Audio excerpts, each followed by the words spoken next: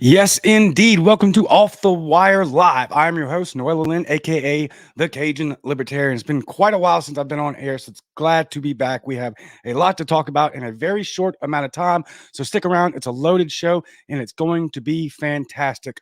Coming up right now on Off the Wire.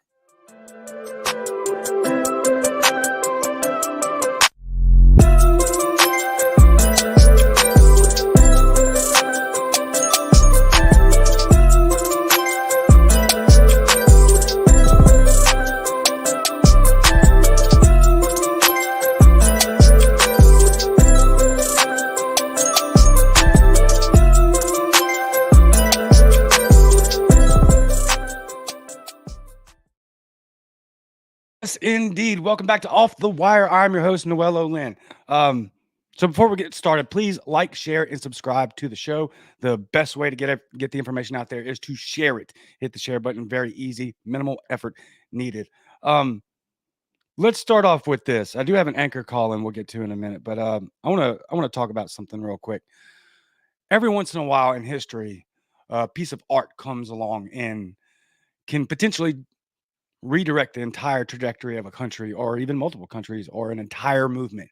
And I think that we might be seeing a generational piece of music come through right now. And that is Rich Men North of Richmond by Anthony Oliver or Oliver Anthony. I might have got that mixed up backwards.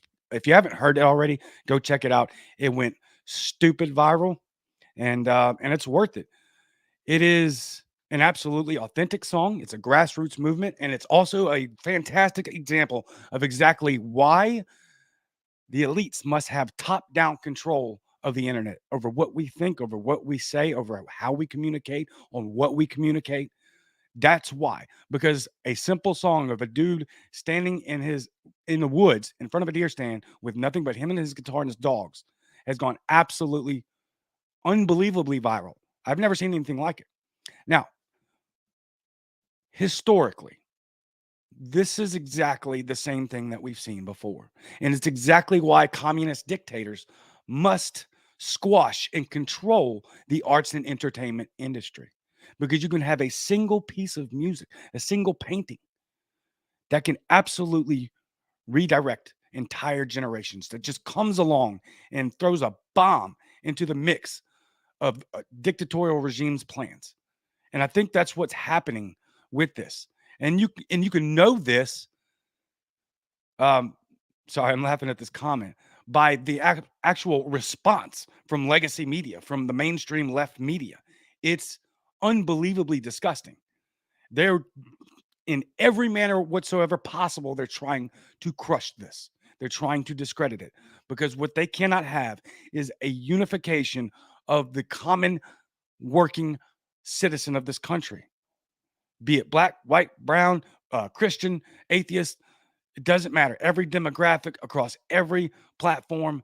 This song is a generational anthem. It's a protest song. And we quite possibly might be seeing a shift and redirect into the way we view things as a country from middle class America. So shout out to Oliver Anthony.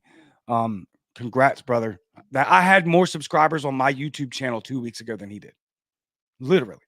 I got like 1.36 thousand, right? A little bit over 1,300. Amazing. 2 weeks ago, I had more subscribers. And now this dude has millions, millions. So congrats to him. Keep it going. These cultural types of movements, these are massive wins. These are massive wins. And every chance we get, we must continue to promote it because this is winning. Now let's get to the rest of the show. Before we get started, please follow at _Infinite Zeal. Thank you, brother, for sponsoring the show for the last couple of months. That's at _Infinite Zeal. Also, follow and subscribe to his YouTube channel at Lunatic Libertarian. That's at Lunatic Libertarian.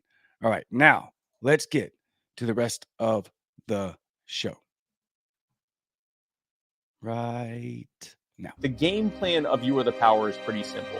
We find people who are being harmed or abused or neglected or mistreated by their local governments. And this is my life's work.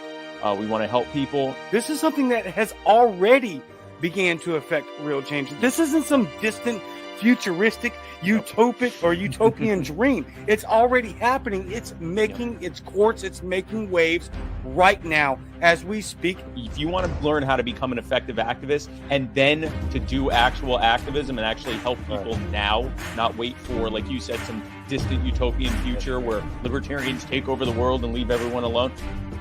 If you want to do that now, that's what we're doing. This next year is going to be the year that people see what liberty actually looks like. Not what it sounds like, not what our philosophy is, but what the actual results and ideas, the solutions behind what we do. So that's what I'm doing with You Are the Power. I would love for you to be a part of it. YouAreThePower.net. We'd love for you to become a member. And this is my life's work. Winning. YouAreThePower.net. That's YouAreThePower.net. That's Spike's brainchild, and it is also winning, just like we are in the cultural movement for this fight that we call liberty. And let me say something else too about this. There's this driving desire within mankind to have autonomy over themselves, to have ultimate freedom and ultimate liberty. And that's why you're seeing such a massive push in the direction that you're seeing, because this is designed within us to have the ultimate freedom, which is the peace from God. God himself has given us this, and he lays it out many times within his word. And when you have a song like this come through and it softens the heart of everyone, you know for a fact that it's undeniable that desire, that absolute drive for freedom and liberty and total autonomy, that comes from a place that we can all share, and that's intelligent design, and it's littered throughout God's word. So with that being said, let's get to one of your favorite segments, and then we will do our anchor call-in. So let's do your comments real quick. Let's do your comments. Cajun Fire from the Lunatic Libertarian. Thank you, brother. Is this a real stream? Because the last two aren't. Yeah, I know. That's my bad. I have not been on air for like a month and a half, and there's a variety of reasons for that. Belligerent Veteran says, what's up, brother? Hey, what's up, man? Love to see you here. Awesome, awesome, awesome. Y'all keep the comments up. It helps drive the algorithm. Again, please like, share, and subscribe. Please, please, please. Now let's get to your favorite segment. Ladies and gentlemen, the President of the United States. Now, whoever did this TikTok, hats off, man. And if you know the music trend that comes with it, even better. This is glorious. Watch. Give me one margarita. Algebra. Give me two margaritas. I was going to put him. Give me three margaritas. Give me four margaritas. Shanghai. I'm going to pronounce right. Shanghai. It's fantastic. Hey, look, we're doing great, guys. No worries. We're absolutely not a total embarrassment on the world stage. Definitely not a thing.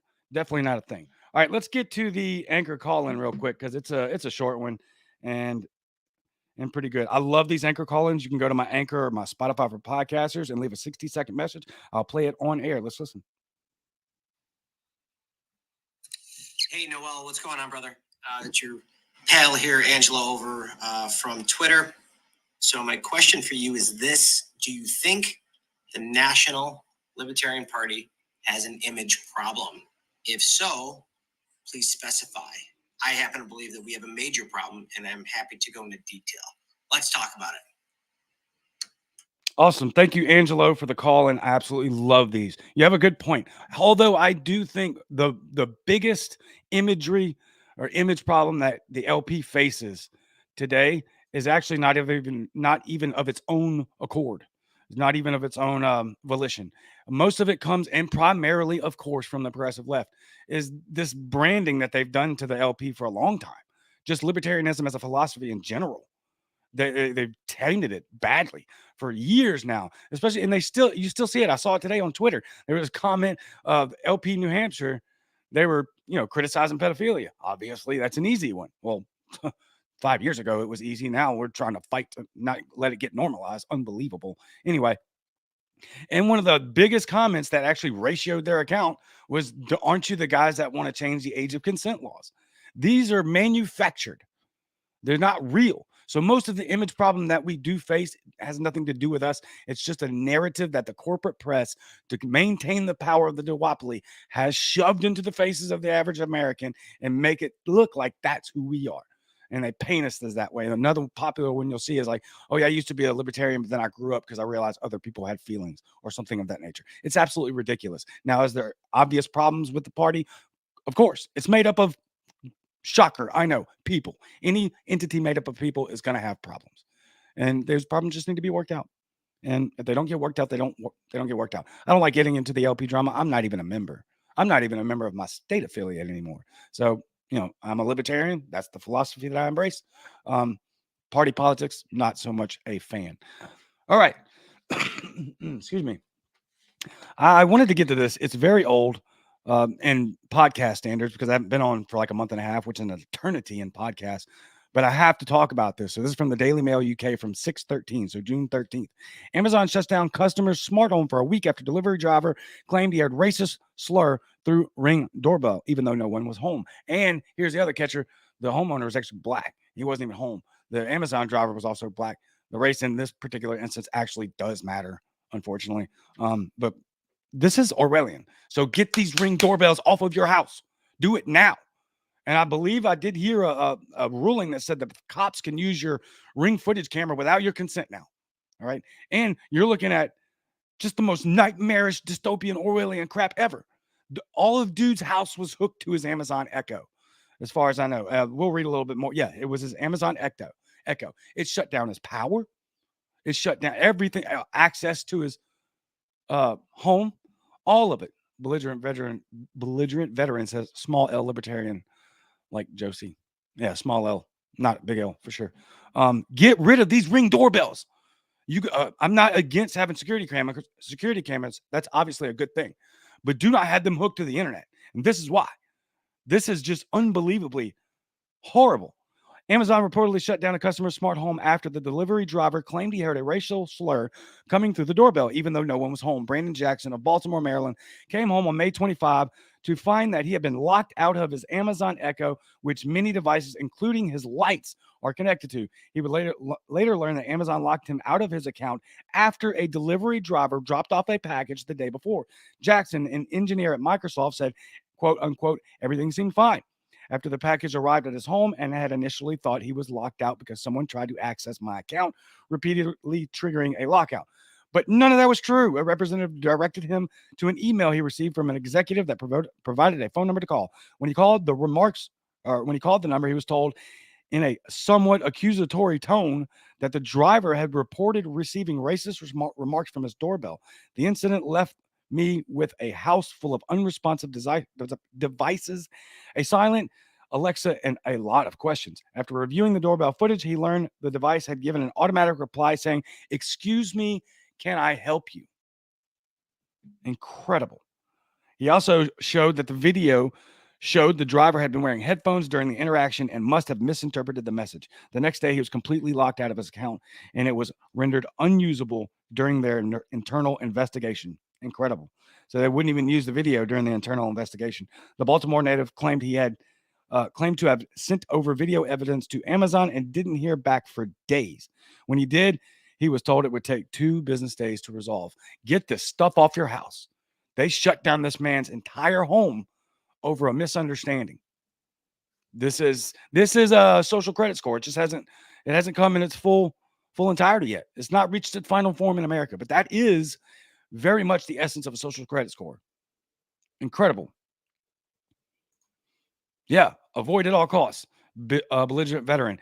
Been seeing ads for a smart device you hook up your water lines to. Absolutely not. I mean, look what happened in Colorado, right? They were controlling people's thermostats. These smart devices are going to be top-down authoritarian surveillance. Get rid of them. Or don't. But, don't be mad when they completely destroy your life. It's incredible. Like, this man didn't even do anything wrong. It was a mistake on the Amazon driver's part. And it still shut his entire house down. It's a nightmare. It's a nightmare. I don't know how else to say it. All right.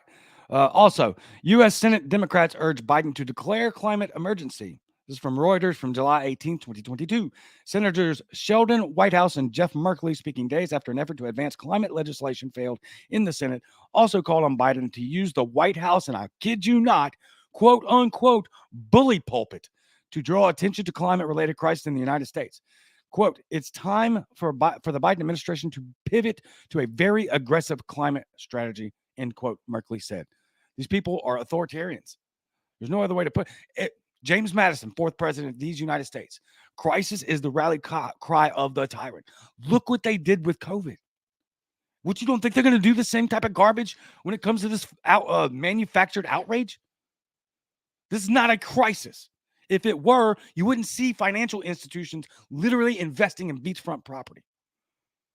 Or these hypocritical authoritarian tyrants flying around on private jets to talk about your SUV and your air conditioning. There's people literally now calling for your AC to be removed. Newsflash, more people die from death from heat than cold. You absolute morons. But I don't think they are morons. I think they're just evil. They're evil people. And they do not care. They're spitting in your face. They're pissing in your face, and they're calling it rain. And then telling you it's your fault. It's incredible. And then we have doctors coming out again, just like during COVID, we have scientists coming out saying, I'm telling you right now, I was a climate scientist, and what they're doing is wrong. And it's all for profit.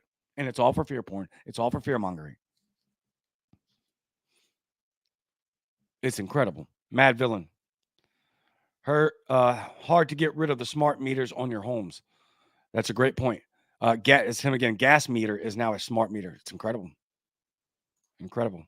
Mad Villain, evil and retarded. Yeah, horrible combination. Horrible combination. But that's what their desire is. Right? And again, I cannot stress this enough. This would not be taking place. These investments from these major financial firms, they're not going to invest in a property that they genuinely believe that in 15, 20, 30, 40 years is going to be underwater. Why would they spend millions of dollars on these properties if they actually believe that? And don't you think the financial institutions that already run the world would have that data on hand and seriously be considering it? Like, yeah, we're not going to invest trillions or billions into that area because in however many years it's going to be underwater and everything's going to be ruined. So no, it is not a crisis. You guys are just tyrants and you're horrible, evil people. We're turning quickly into a communist dictatorial regime. It's some weird hybrid of a technocratic, autocratic, communist slash, corporate capitalism, crony capitalist society. It's incredible. And then you watch all these mouth breathers running around on Twitter calling everyone else fascist. Man, you don't know what a fascist is. This administration has been more fascistic than any administration I've ever seen. The same administrator, the same guy, Joe Biden, that said only dictators govern via executive order, has signed more executive orders than anyone. They don't care. And they're banking on the public to be and remain completely ignorant to their totalitarianism. Excuse me. And it's amazing. It's amazing they're still falling for it. That's why, again, circling all the way back to the opening monologue, that's why these sorts of movements, these generational once-in-a-lifetime songs, pieces of art, pieces of entertainment that comes through and shakes the very core of the elitist foundation, frightens them to no end because we can all unite behind that. You're seeing principal leftists, principal conservatives, principal libertarians, all under the same banner saying, this guy gets it. Now, our policy prescriptions are going to look widely different amongst all of us, right? But we can all look at the problems and say, that is the problem. And what he points out in that song is absolutely the problem. That's why they're terrified of it. Because what they cannot have is you and I coming together and saying, enough. We're done with your nonsense. You are not going to control my life from DC while you got ice creams and freezers full of freaking elitist ice cream. And we can barely afford our groceries and pay our rent. Get bent. That's the type of cultural movement we have to have. That's the type of attitude that must be maintained moving forward. And we cannot cede one more inch of ground to the authoritarian tyrants. Enough. And we'll leave it right there for today. Please follow, like, share, subscribe, all of that stuff. I love you all very, very much. Galatians 2:20, and I am